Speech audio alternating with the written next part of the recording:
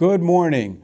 Welcome to our listing presentation mastery training today. I'm Olivier Lewis with RE/MAX First Realty 2 in Cranford. My partner, Carl Sanfilippo with RE/MAX First Realty in East Brunswick. We enjoy hosting these industry events where we get to train on challenges and issues that you guys are having as agents.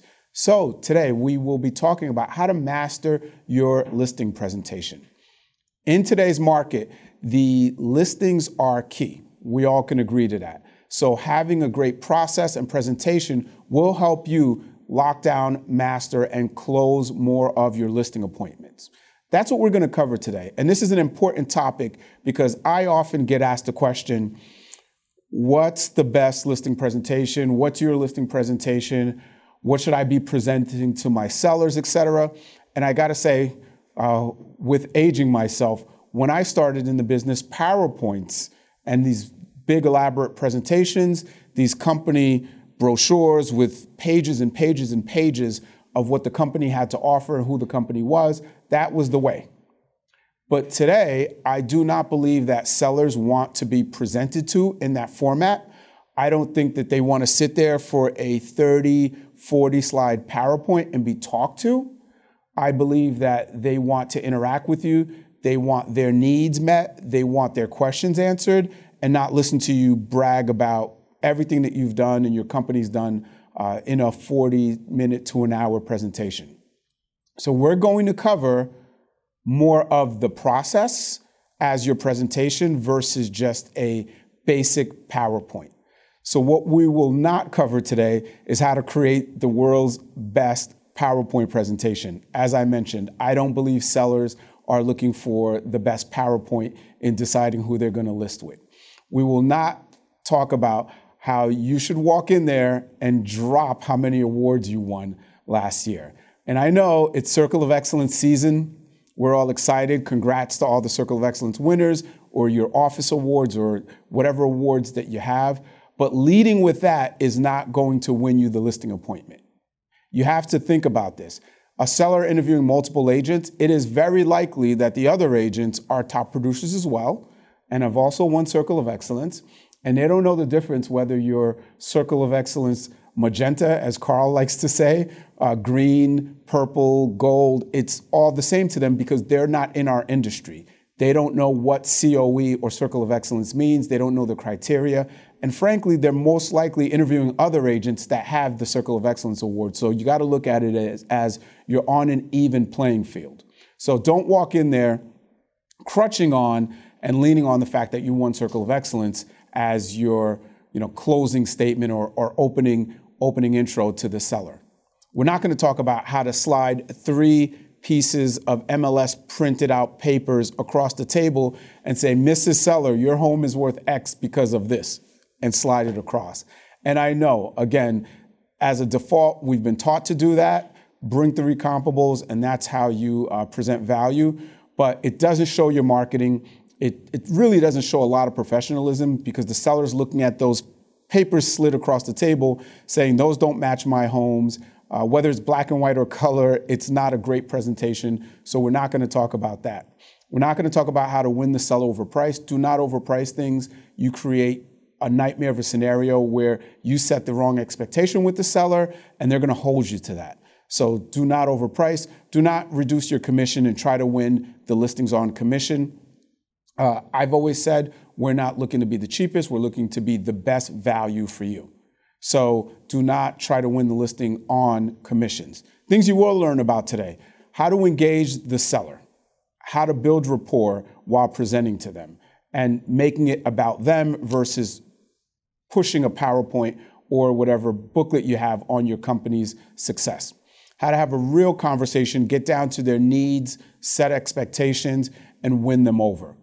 There's no magic pill to listing homes, but you do have to be consistent in your presentation because the more consistent you are at it, the better you will become and your confidence will show and people will buy into you. So, 5 rules of listing a property. Rule number 1, it is not about you, right? It is not about how great you are, what you've done. It's about helping them and getting their needs met. Over prepare for the appointment. Do not wait until 2 hours before and then try to rush and do your market analysis and come up with the value in your plan.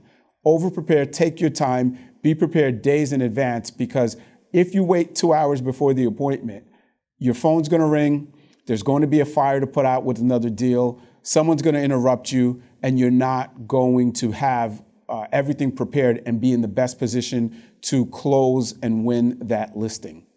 Sellers have selective hearing and memory. Keep that in mind. You have to listen and you have to make certain points and bring them home with the seller. Write certain things down so you can always go back to your notes, because you tell a seller this, they will remember this, and you will not be in line with expectations. Don't present to them, engage them. You're going to hear me say this over and over again, because it is so important to engage. You don't want to present or talk at them. Last but not least, listing property is more competitive than ever before. And I know that firsthand because I got a call on Tuesday from someone's ISA asking me if I was looking to sell a property that I own. And it just dawned on me of how everyone is calling. And that same property, I get random texts.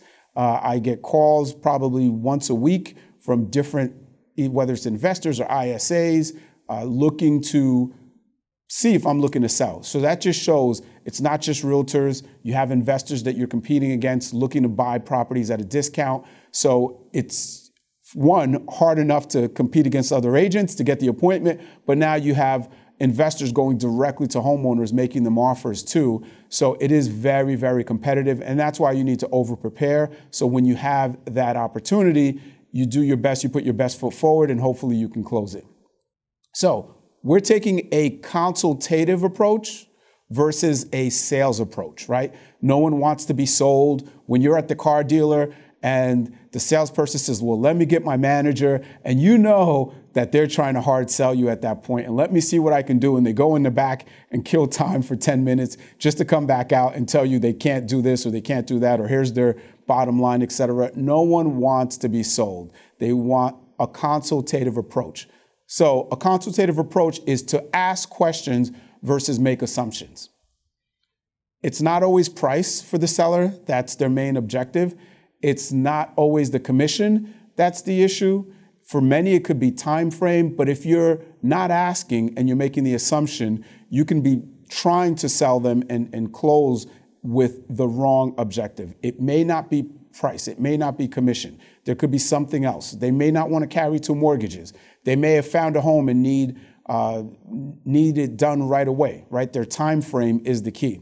It may be that they have a circumstance where it's convenience. They want it done in a week because they can't keep the house clean and they have nowhere to go with snow and COVID, and they want it done as conveniently as possible, and getting the home sold right away is key. But you have to ask. You can't assume every seller has the same concern, which is price or commission.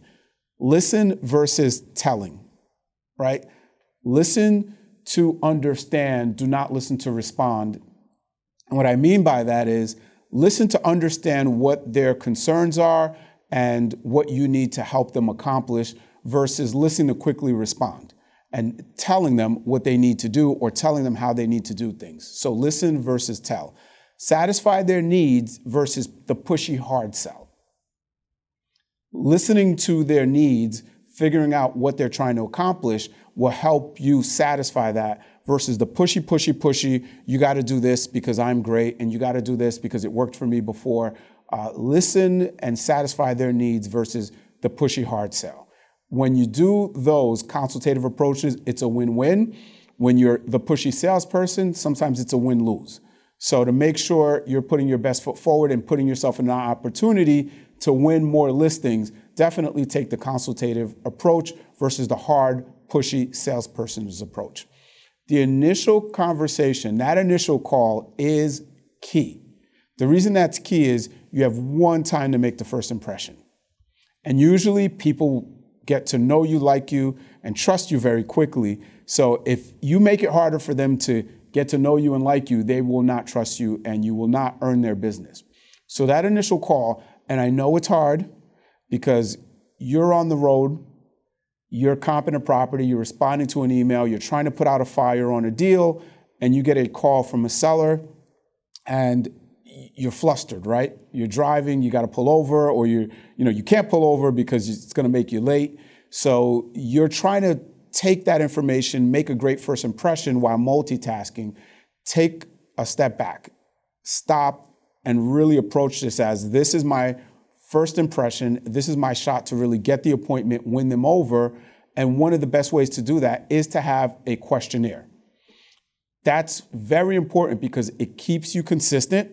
It makes sure you're getting all of the information you need so you're prepared for the appointment.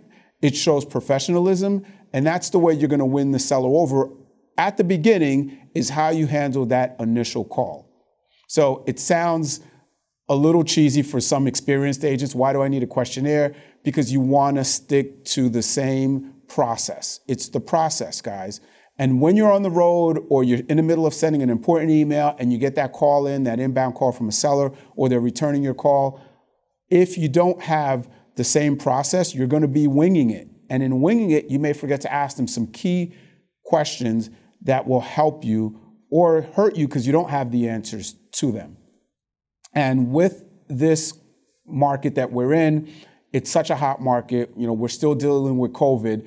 A lot of the two-step appointments, which a lot of agents will go in once, get to know the home, then come back and try to close them with the marketing plan and value. I think it's a little harder to get in there twice, right? Sellers don't necessarily want you in the home more. They want your help. They want you to help them sell the home. But with the conditions of the times now, the one-step approach is key. So the more information you get so you can be better prepared, it will help you close that appointment.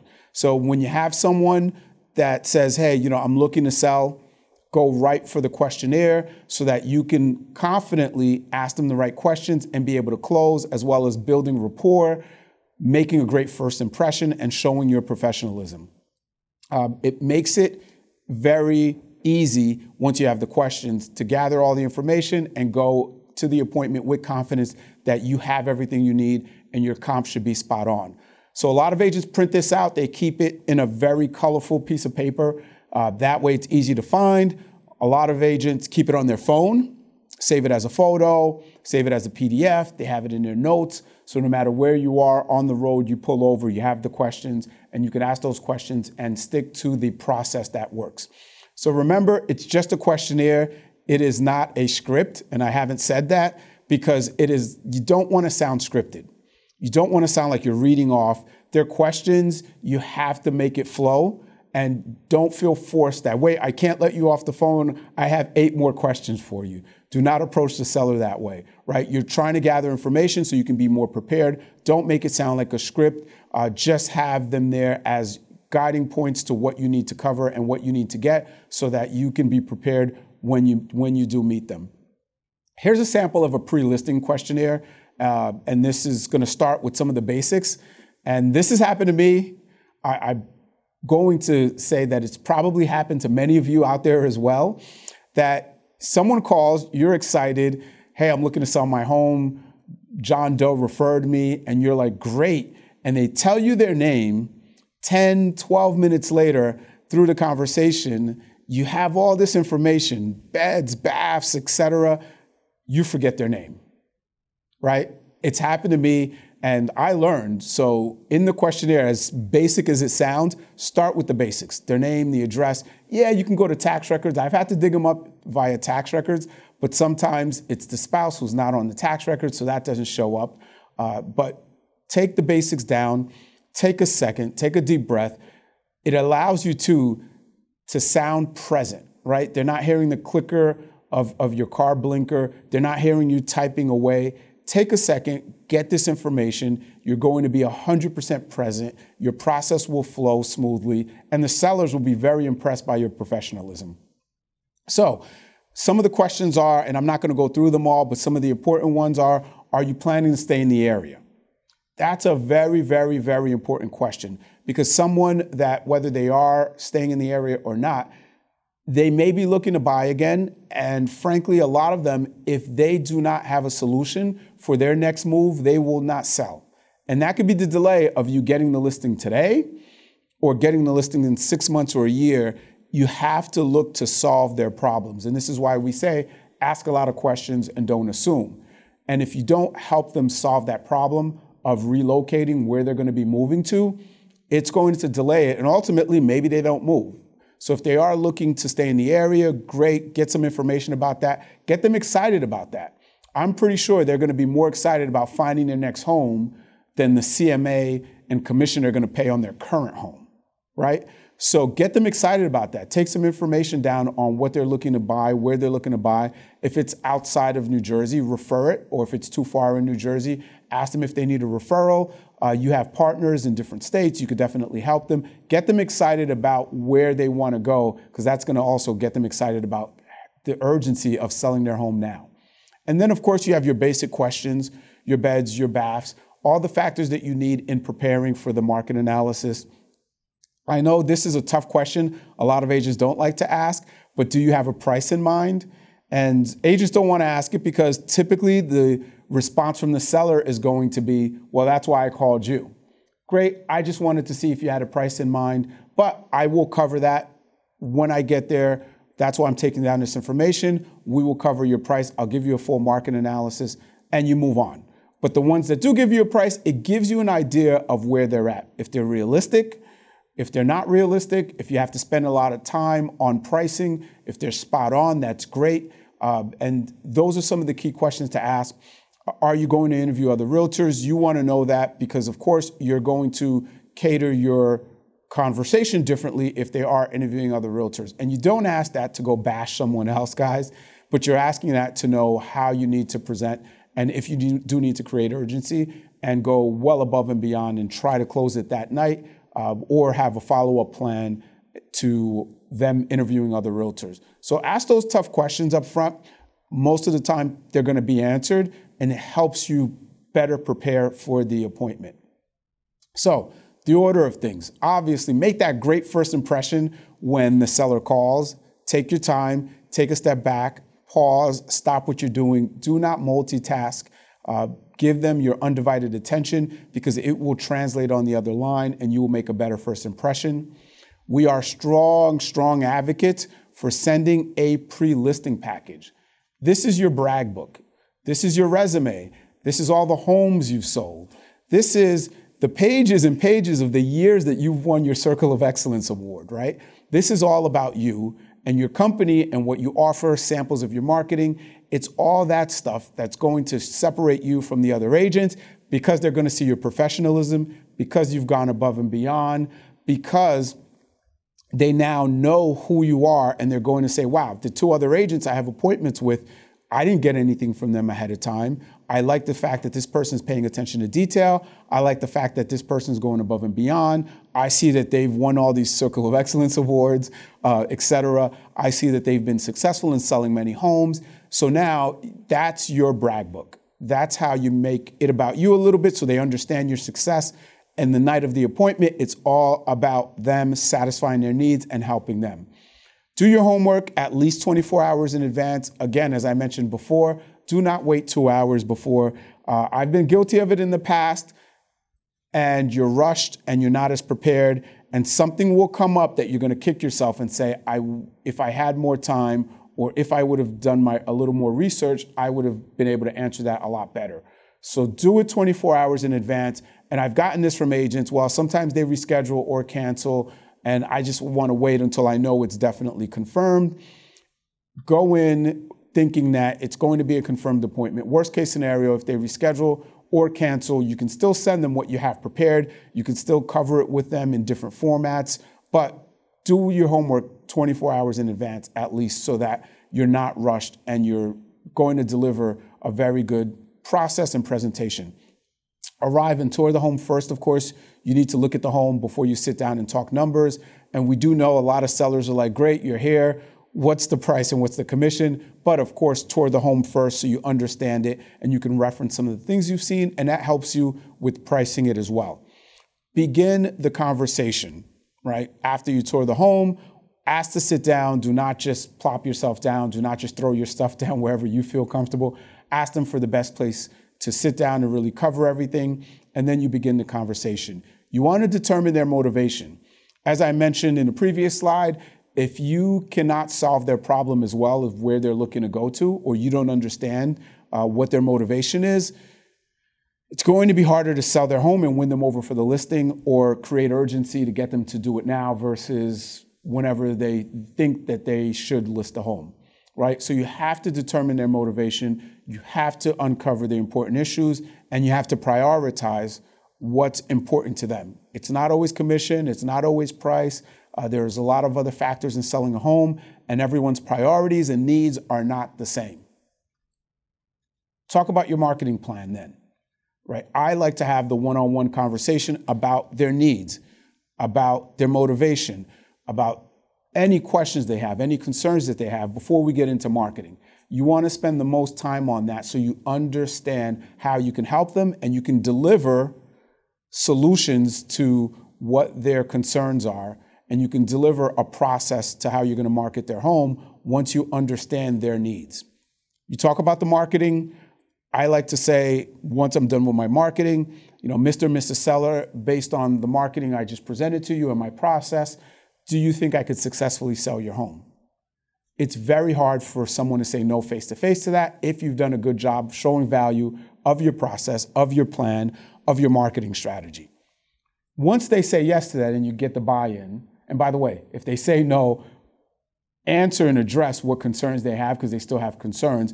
But once you do get the buy-in to that and they say yes, well, now it's on to the CMA and you say, great, I'm excited that you believe that I can sell your home. Let's come up with a price together and we can start the process as soon as possible because now you have their buy-in.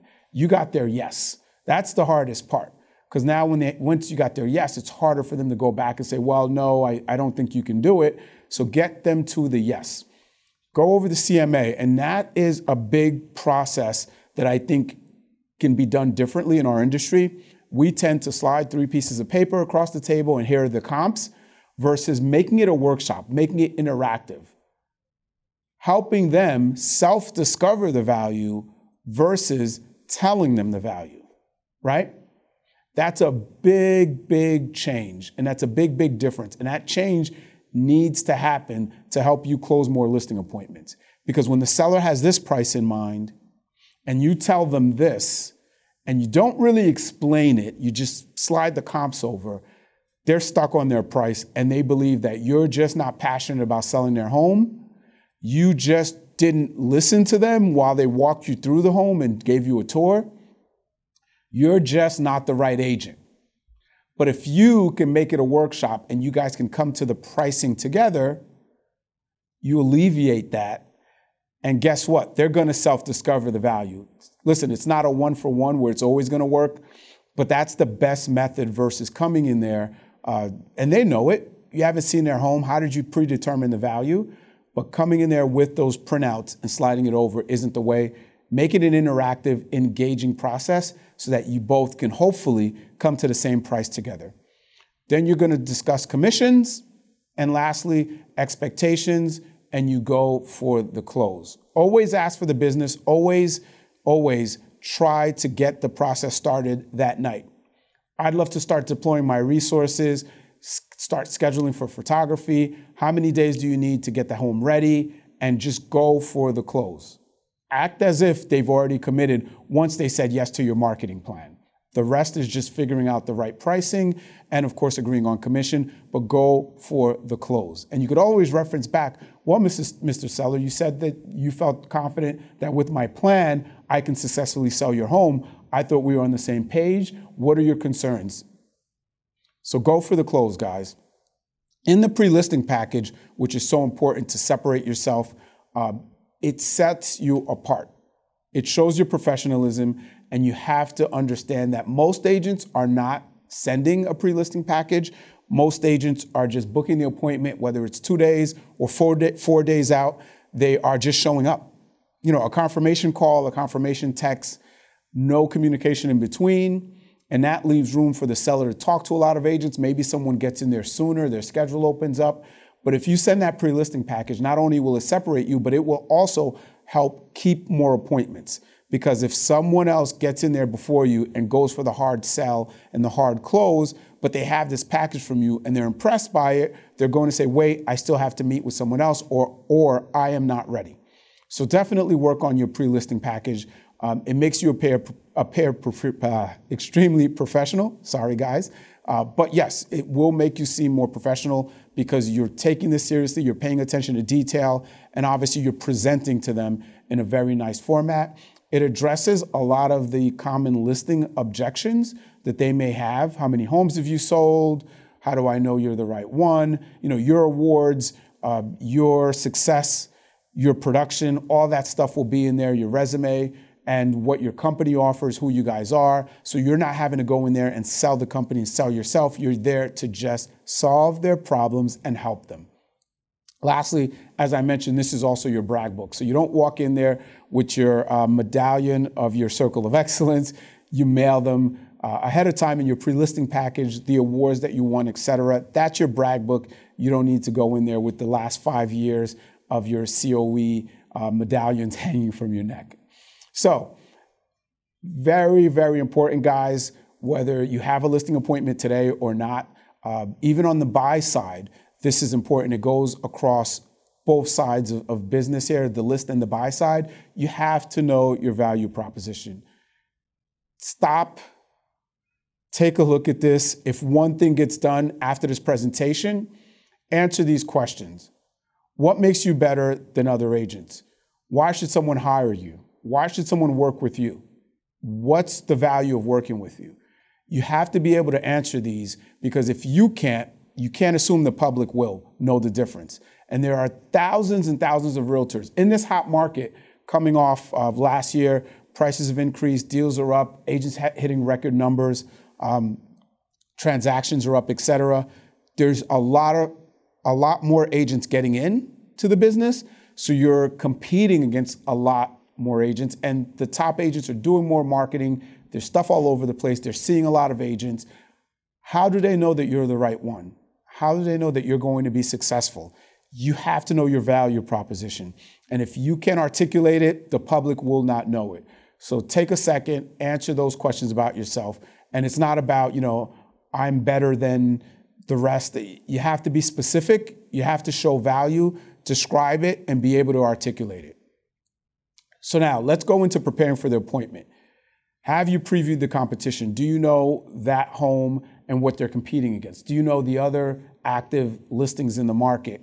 Because if they are priced much better and you could articulate that to the seller who's looking to overprice a home, it helps to describe that, hey, around the corner, there is a newer construction with an extra bath and a finished basement that you don't have that's priced $20,000 less than what you're looking to price it for. So how do you think that's going to affect the sale of your home, right? Don't just look at the solds, get familiar with what's active on the market. Sellers typically have access to more of what's active, so they know the inventory. They can relate to that versus talking about some of the solds that sold a mile away or not in their immediate area where they knew that home. So preview the competition, whether you're doing it online or if you happen to go to a broker's open, et cetera. Just know the competition. Do you have the information you need to talk at a very high level with the seller? That is very important. And your high level as an agent talking about the marketing and IDX is not really the seller's. So think about that. Put yourself in the seller's shoes. What do they know about the market? What do they know about the homes that have sold in the area? What are they looking at that's important to them? And try to relate and be prepared for that. And a lot of times what's high level for a seller is a home that sold 8 to 10 months ago that's on their block, and agents tend to look at the last 6 months because we do follow the process that appraisers do. But for sellers, they were in that home 10 months ago, or they went to the open house there and they know that home and they know that theirs, or they believe that theirs is a much better home. If you don't over prepare, as I mentioned, and you're not ready to have those kind of conversations about homes that sold 10 months, 12 months ago, but they're on their immediate block or it's the street right behind, that's something a seller's kind of expecting. It's happened to me where, I pull the right comps, spot on my numbers, but the seller brings up and harps on a home that sold 11 months ago that I didn't look at because I was so concerned about what's high level to me, which is like nailing the accurate comps. But put yourself in the seller's shoes and be prepared to answer not just the comps, but what's been going on in the market, especially the hyperlocal, their street, because they've probably been in or know those homes well, and they're going to compare it. Have you rehearsed your dialogue? Visit the town websites. This is a simple thing that goes such a long way. Knowing what's going on in the town will help you because it gives you the sense that you're hyper-local.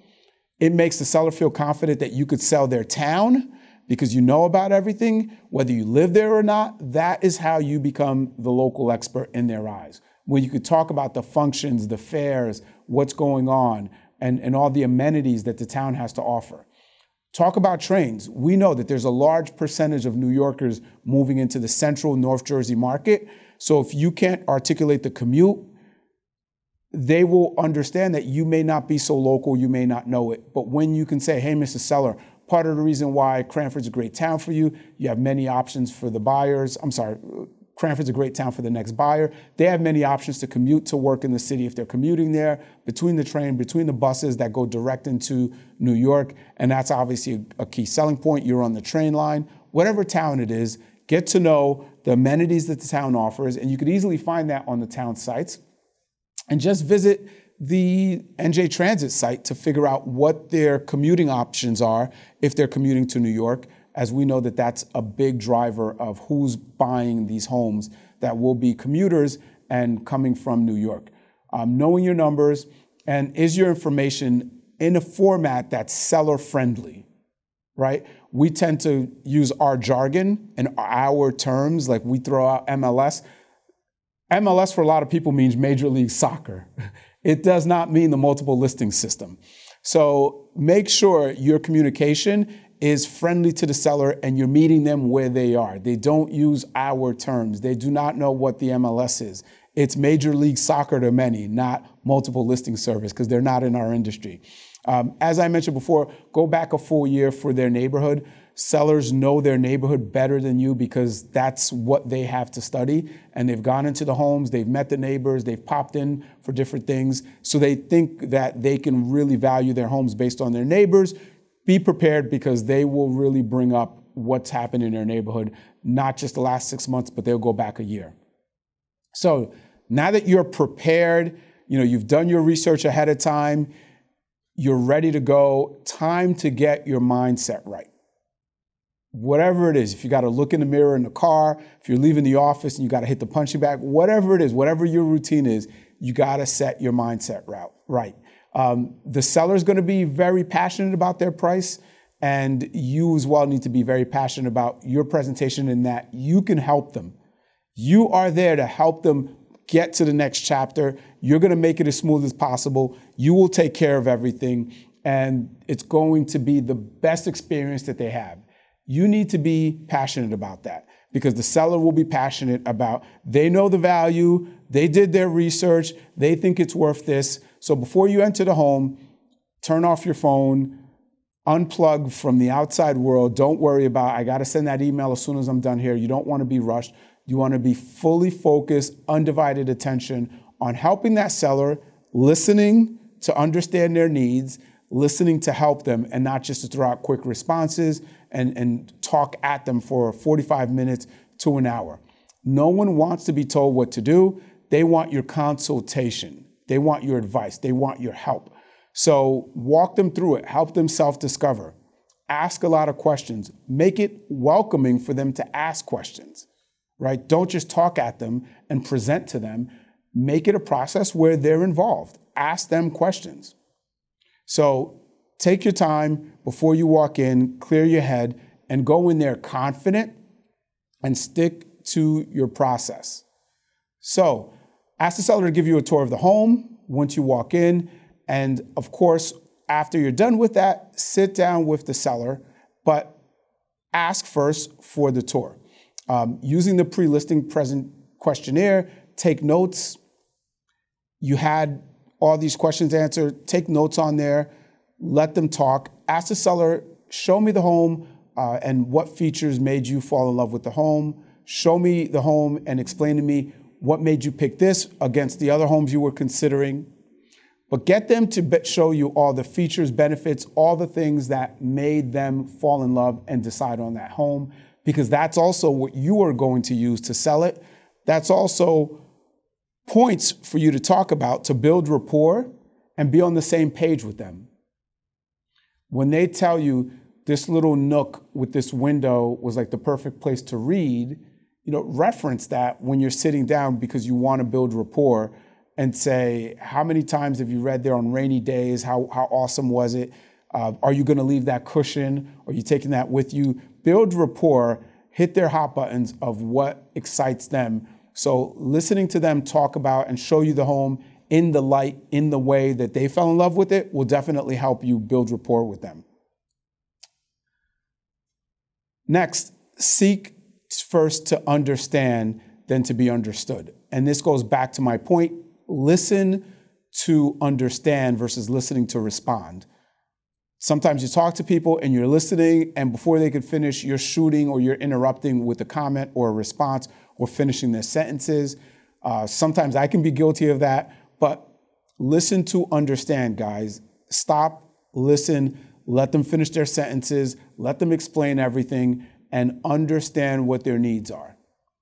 Take control and be confident. You are the professional. You have to lead the conversation. You have to lead the process. Do not let them dictate how this goes. And this happens a lot. I'm sure many of you watching this has happened to. You sit down after touring the home and the seller says, great, do you need a cup of water? You say yes. They bring you the cup of water and they say, okay, Mr. Lewis, what's my home worth and how much do you charge? Don't allow that to dictate how it goes, because once you give them the price and the commission, they are checked out. Everything else is words to them. They are tuned out because they're either happy with your price and now they're calculating how much equity they have and how much they're going to walk away with, or they're very disappointed with your price and they're saying to themselves, he or she doesn't know what they're talking about. Oh my gosh, they're so wrong. Or they don't like the commission, or they're trying to calculate it in their head how much it's going to cost, and they're having sticker shock by having to pay this amount of commission. So do not allow them to run the appointment. It's your job to be the professional. Be confident and let them know, I will not leave any stone unturned. I will answer all your questions. But please, I need to ask some of these questions and understand what you're looking to accomplish so I can best service and help you. So one of the things to do is to say to the seller, there's a couple things that can happen tonight. You may decide to list with me and we put this on the market. That would be great. You may not list your home with me, and honestly, that would not be so great. And I may be unable to take your listing. Now, what that does is it shows the seller that you're very confident, you are not desperate, you don't have commission breath. And by commission breath, I mean you're not just out there looking for another check and it's not about you and how much money you could make. Because if you're willing to walk away and not take or be unable to take their listing, you're not desperate and it's not about the money for you. And that really helps separate you. So, very strong statement. I may be unable to take your listing. And two things will happen. Most of the time they will say, wait, why wouldn't you be able to take my listing? Because they don't understand, because 9 times out of 10 or 10 times out of 10, every other agent's going to want to take their listing right then and there if they've met with other agents. But by saying that, again, it shows your confidence and you have to respond to their question. If they do say, well, why wouldn't you be able to take my listing? Mr. or Mrs. Seller, if you have a need or expectation that you have that I cannot meet, I may not be able to take your listing. Is that fair? Is that understandable? They're going to say, yeah. If they do not ask, definitely bring it up because you don't want to leave it open-ended. But say, now that may sound strange to you. Let me explain. If you have a need or an expectation as we sit here tonight that I cannot meet or exceed, I may be unable to take your listing. And they will respect that. So that will set the tone of what's going to happen tonight. So ask questions, and the presentation is not the PowerPoint, it's not your booklet on your company. It's really you and an interview of them getting to know you, going back and forth, asking questions, answering their questions, and making it about them. You've had time to send the pre-listing package to make it about you so that they can see how professional you are, all your awards, the company, the marketing, all that fun stuff. But the face-to-face is about them. So ask questions and go deep. What I mean by go deep is a lot of times we get these surface answers.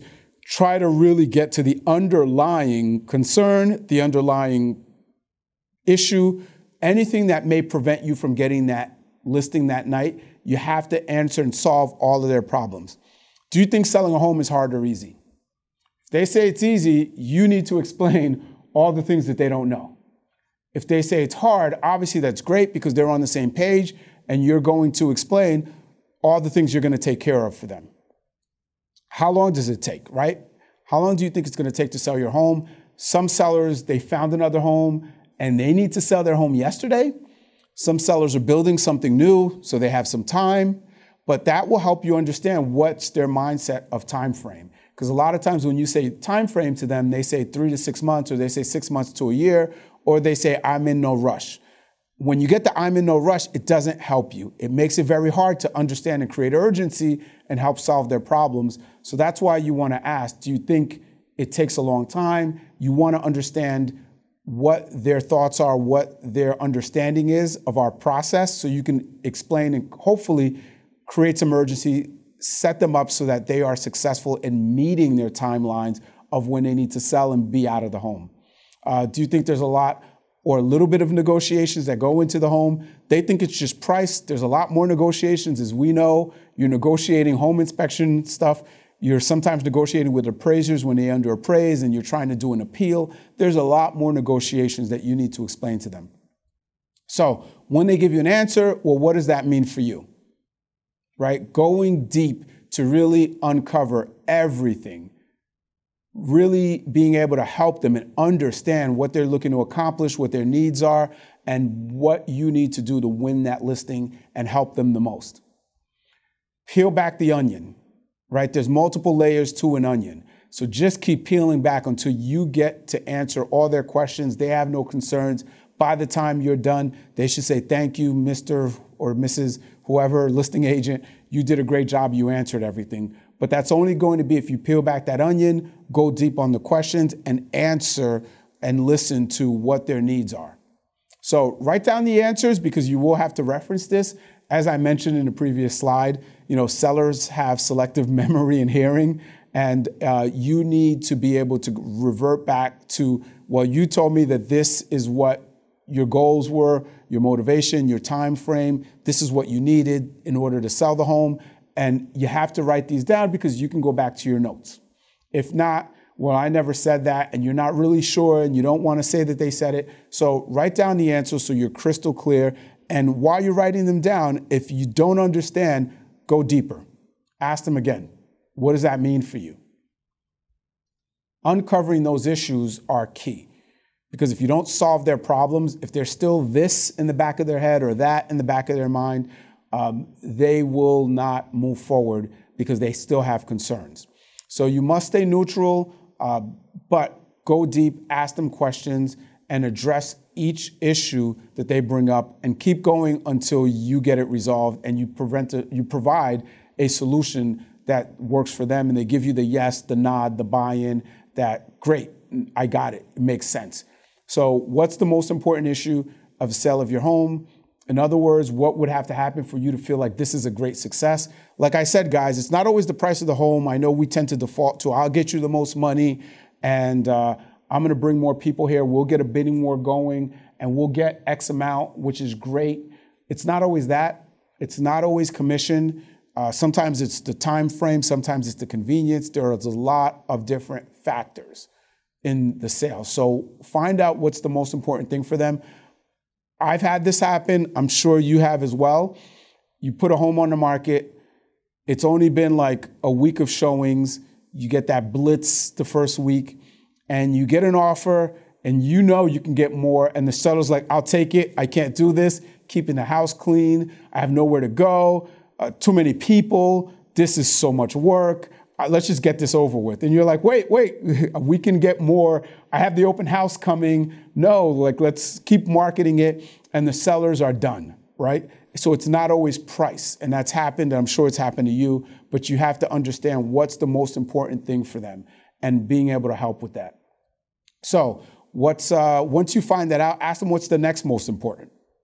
So, okay, if I make it very convenient, then what's important to you? Because now you're addressing all of it. You're not leaving anything on the table. You're not leaving any questions in their head. And they should be very confident by the time you're done that you can sell their home because you addressed all of their needs. So asking them 3 times, what's important? What's the next most important? And what's next to you? For this to be perfect, for you to say, this was the best transaction and I made a great decision in hiring you, what does that have to look like? So always ask what's important and why. What does that mean for you? That helps you answer everything, and they're going to move forward and buy in to working with you. So once you get those questions asked, what's important, what's next, definitely write down the answers. You want to be able to go back to them, keep it exactly as they said, and now you get to start to build value. Now you get to really start to say, here's what I can do to help you.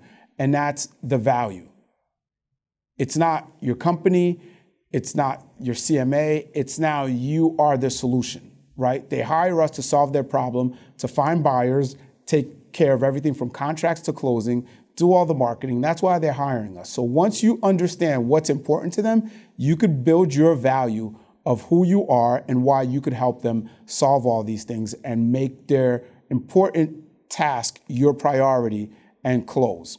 So now you're buying in, you're getting them to buy in, and now you're looking for some commitment. So if I can show you how I can satisfy all these needs, how I can help you get to your next destination in North Carolina or Florida or California, wherever they're going, is there a reason why you wouldn't hire me tonight? Right?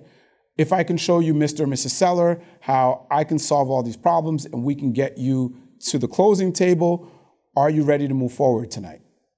Do you think I'm capable of selling your home?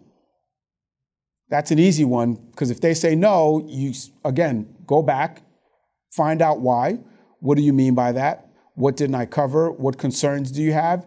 Answer those and ask it again until you get a yes. Because once you get that yes, say, great, I'm excited to sell your home. I'm glad you believe I'm capable of selling your home, and you move forward. That's a buy-in. Are there any other agents who you feel loyal to or that you may be interviewing? You want to know that because, again, it's how you approach it. If they say, yeah, my coworker's cousin's best friend just got their license and I want to help, or my nephew, niece, in between the winter break got their real estate license, so I want to help.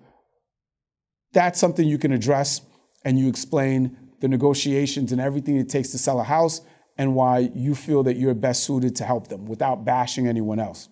So at this point, you're looking for any underlying objections that didn't come up. If there's another agent, if they have a family member, if they have a friend, if they're considering FSBO, if they just want your CMA, if they think it's such an easy process that they could do it on their own. So you have to ask these questions. You have to try to get a commitment, because if they're not willing to commit, there's an objection that you haven't overcome and you need to address. So ask the questions. Try to get some kind of commitment for them, however you want to phrase it. Are they ready to move forward? And if they're not, you obviously have to ask more questions to overcome whatever objection is still on that table. Don't be pushy, but find out what haven't you covered or can you cover to make them comfortable. Set expectations, always go deep. Let's change gears for a moment, Mr. Seller. What do you expect from the agent you're hiring? What can I expect from you? How does someone win with you? How does someone lose with you? We know that in our industry, one of the complaints from clients is communication. So you want to find out how they want to communicate. What's their best means? What's important to them? Some sellers, most sellers, it will be communication. Some will be your process, right? Some will be your marketing. We've won listings because the previous agent didn't do an open house. And the seller thinks that the open house is key to selling their home. So maybe it's the process. Maybe they'll tell you, and this has happened literally, where a seller says, you know what? I think the home didn't sell because that agent refused to do open houses. And that agent said, well, if I committed to do an open house every week or every other week until it sells, would that work for you? And the seller said, absolutely. That's what we think was missing of why we didn't sell the home, right? But it's what's their expectation of you? And if you don't ask that, you're not going to know that open houses are important to that seller. So ask questions. How does someone win with you? How do I win with you? How do I lose with you? Well, if you don't do this, if you don't give me feedback, if you leave my lights on, sellers hate when they come home and their lights are left on. Those kind of things. If people don't wear booties, well, now you're going to have the sign out there. You're going to put it in your showing time notes, or whenever someone books an appointment, you're going to remind them to wear the booties. You might have a text set up to text the agent, reminder, please wear your booties. And you're going to make it a point, and you're going to tell them, here's your process. But you need to have the conversation and set the right expectations and see what their concerns are. If something important comes up, how do you want to communicate? Is it face-to-face? Can I give you a call?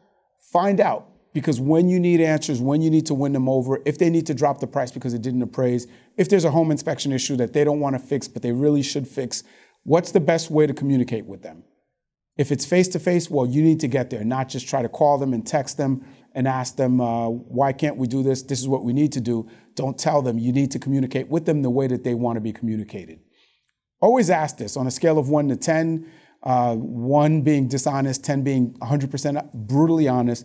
How honest do you want me to be with you? And most people will say 10. So later on, when you need a price reduction, even in the presentation, when you need to tell them that they're wrong on pricing or anything that you need to discuss with them, you can say, you asked me to be brutally honest with you. You asked me to be a 10 and I'm being a 10 right now. The wallpaper is not a selling point, right? I know you updated the kitchen in 1990 and you spent a lot of money and you had the newest corium at the time or whatever countertop was in, but that's not what sells today. Right, and I'm being a 10, you wanted me to be brutally honest, so I'm being brutally honest. It helps you so that you're not the bad guy delivering bad news to them and they're taking offense to it. So definitely ask that question. What to expect from me? What do I expect from you? So here are some of the things you can mention. If you give them this expectation of what they can expect from you, deliver. You have to deliver, guys. You cannot say, I will call you and give you feedback after every appointment within 48 hours and not do it. You cannot say, I will call you weekly with an market update and call you weekly to go over the activity on the home and do not do it. So if you print this or deliver it or mention it to them, you have to stick by what you told them they could expect from you. And also set expectations from them. Some of them are to listen to my opinions objectively, to allow me to install a lockbox, right? To make it accessible. If I tell you you have to adjust something, please do it. To be open-minded to valuing the property if we need to make an adjustment on price. Set expectations for what they could expect from you. Set expectations of what you expect from them. Now, once you've set the expectations, you've answered all their concerns, now you get into the marketing.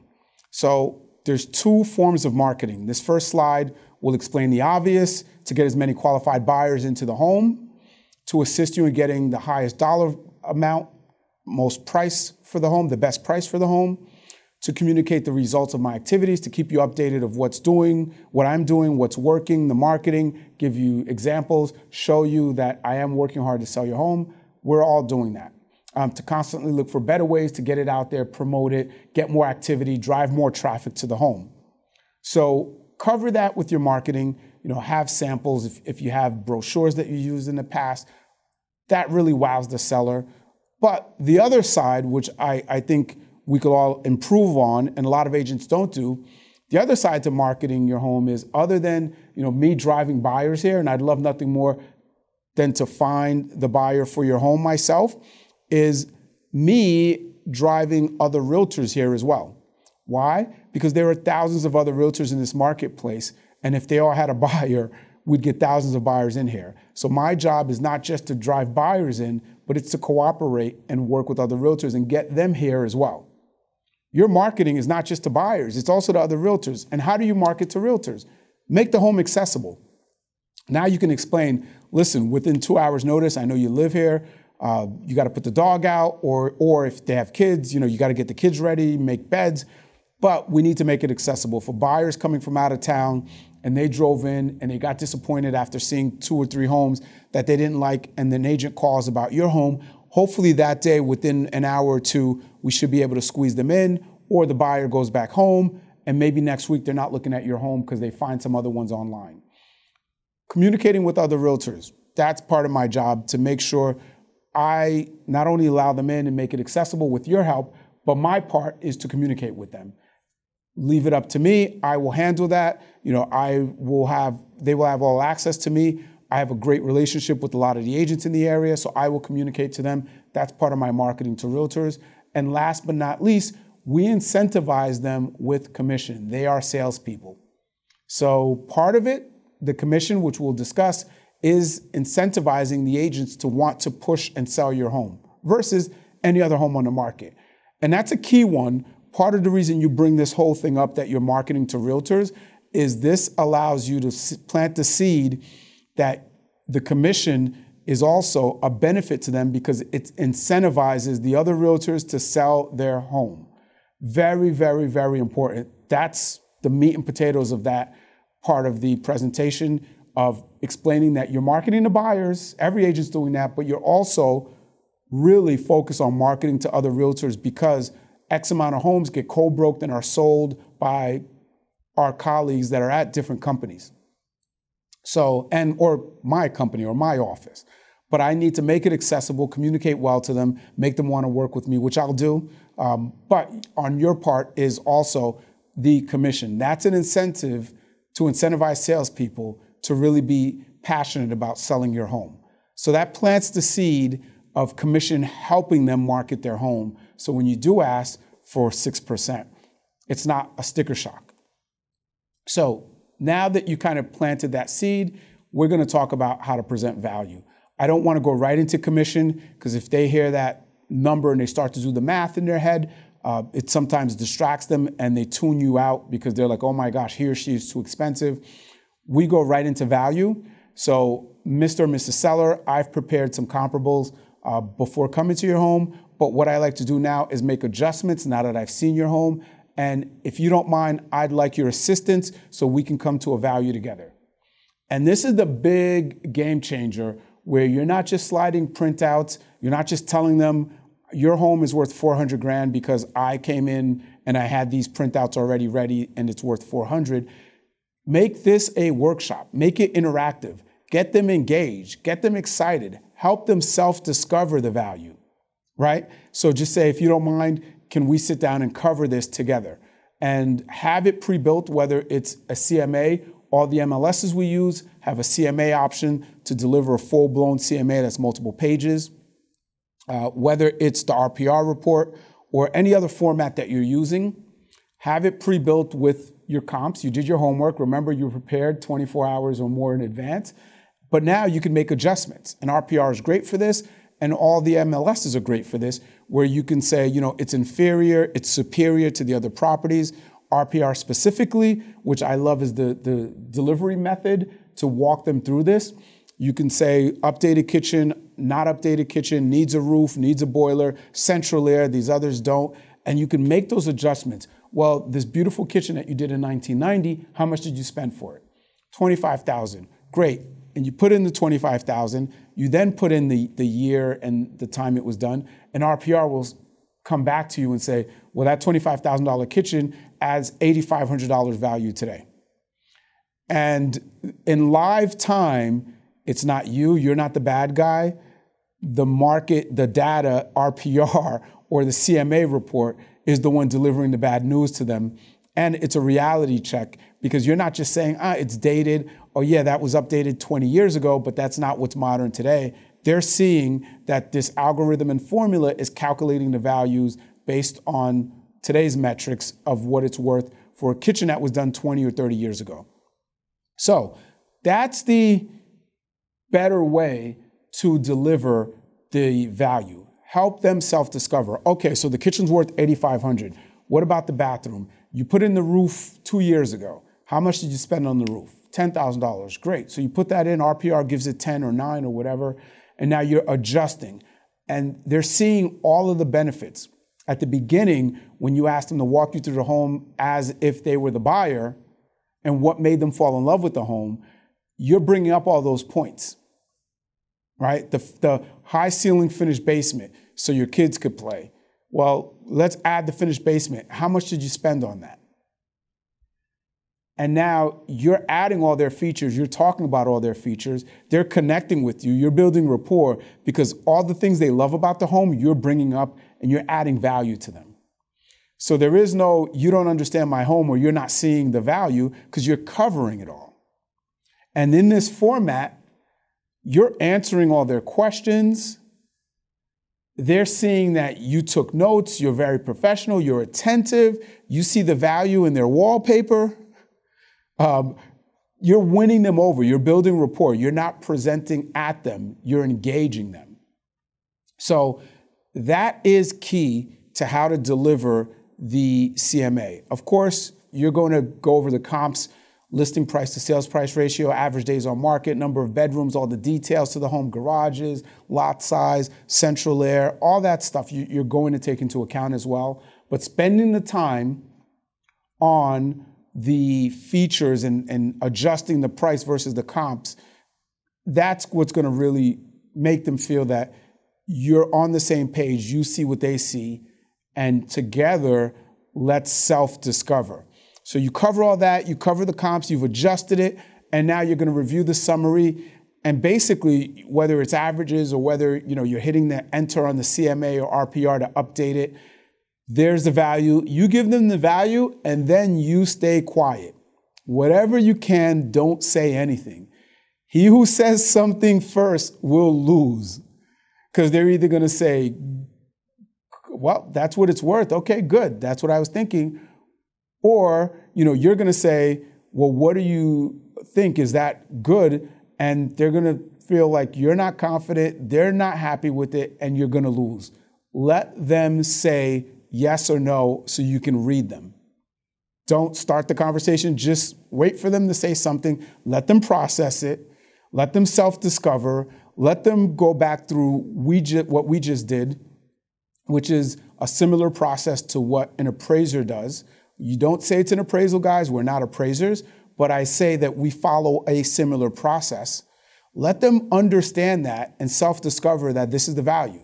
So them wanting to price it at $500 when the value is $450, let them self-discover that it's really worth $450 because you just took them through a workshop of how you guys together came to this with all these adjustments. And it's not just your opinion because they had input to getting to the $450 number. So where does the $500 come in? It doesn't come in. It's not worth $500. So let them self-discover, give them a second to process it. Hopefully, you guys will come to the right listing price at that point. If not, go back over the numbers. Go back over the numbers. Make sure you cover this until you guys agree, or if you agree to disagree, then it's a different conversation of, listen, ultimately it's your decision, it's your home and asset, let's try it your way. But if X amount of time happens and we're not successful, let's then try it my way because we have this data.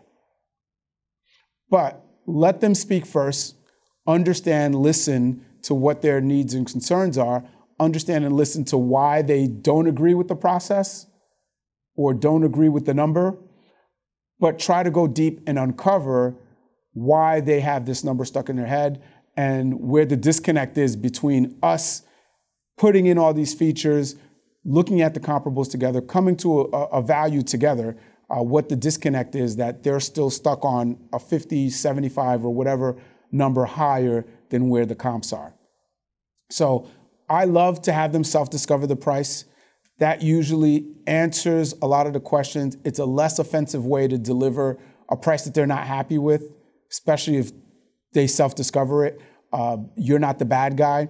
It avoids here's the 3 printouts that I had before coming in here, right? Because some sellers that have either sold before or just really understand the business will say, well, how did you know that these homes are exactly mine? Or the favorite that we've all gotten, which is, well, my house is better than that one. I know that house. No, no, no, no, no. That house is a dump. Mine is the Taj Mahal, right? Having those adjustments and helping them try to self-discover hopefully will avoid that.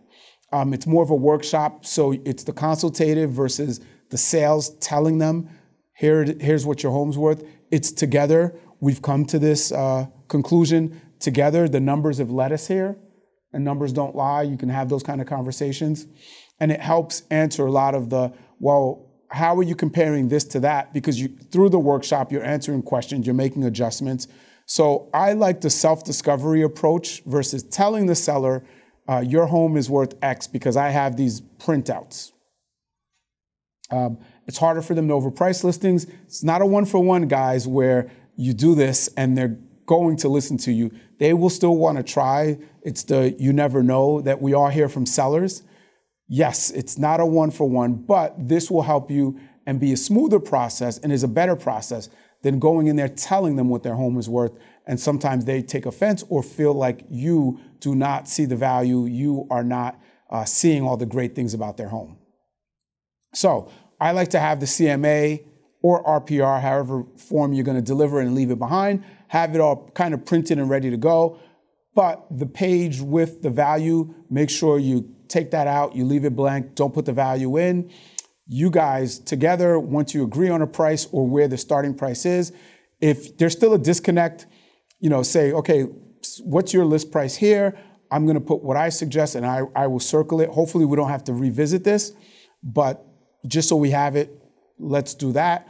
If you guys come to a self-discovery that they're on the same page with you, write that number down or have them write it down, and it reinforces that this is their number and you're good to go, and you leave that with them. But have it ready. Some people do want it. If the spouse is not there or some other decision makers with the home, they have something to show them. And that seller will be able to articulate how they came to the price. That's also very important because the seller can say, well, we did this workshop and we made all these adjustments based on this and that's how we came to the price. Versus the other decision maker will say, well, how did you guys decide? Well, they said it's worth $450 because they gave me these printouts. So another reason to really reinforce it, sometimes you don't have both decision makers there or all decision makers there. So if they go through the workshop with you, they can better articulate how they came to value and reinforce that it's worth $450 versus overpricing it. Now it's time to have the favorite commission discussion. And again, guys, never have this discussion up front. If you discuss commission, if you discuss price, you are done. They will tune you out, start to calculate numbers.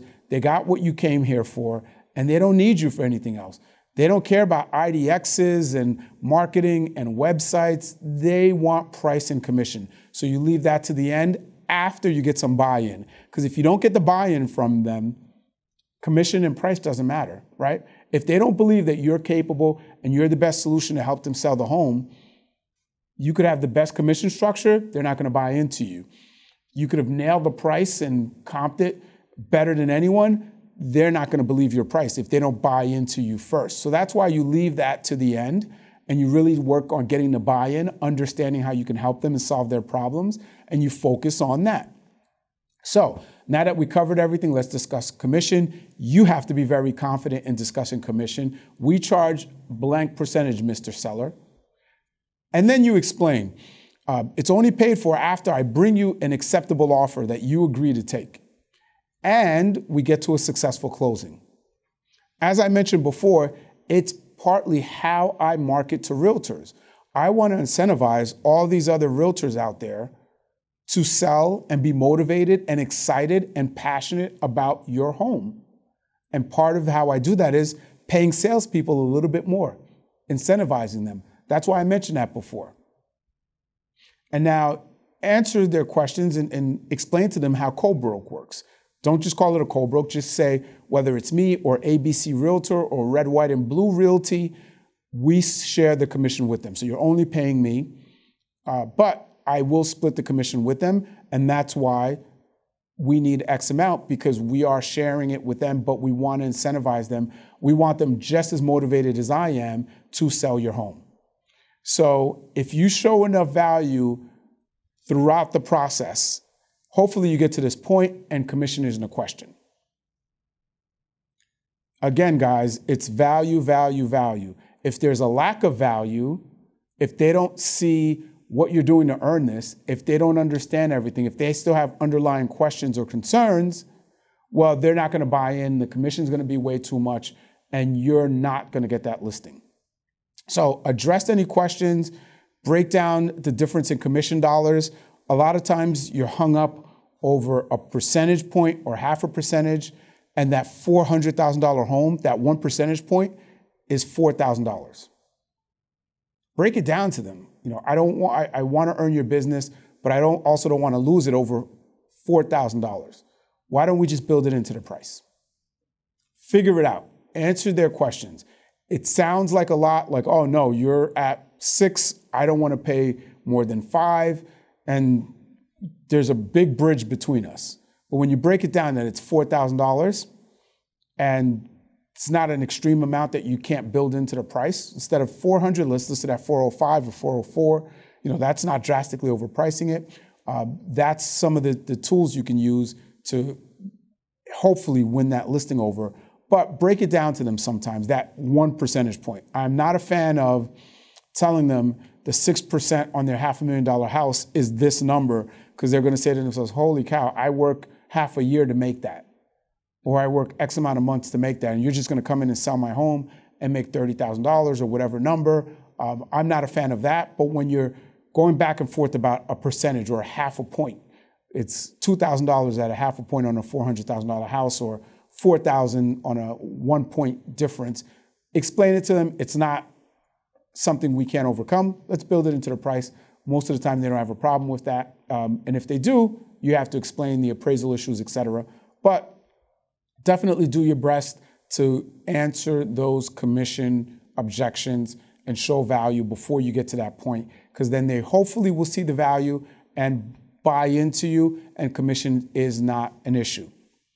Lastly, of course, you want to close. If the sellers have been allowed to self-discover that you're the solution for them between your pricing, your marketing, the way you presented things, your professionalism, you've explained more than others, I would just ask, great, I feel we have a win-win relationship here. Is there a reason not to go ahead tonight? Are you ready to move forward? Is there anything we need to do before we get started? Do you want me to handle the sale for you? Or just go back and say, earlier you mentioned that you felt that I was capable of selling your home.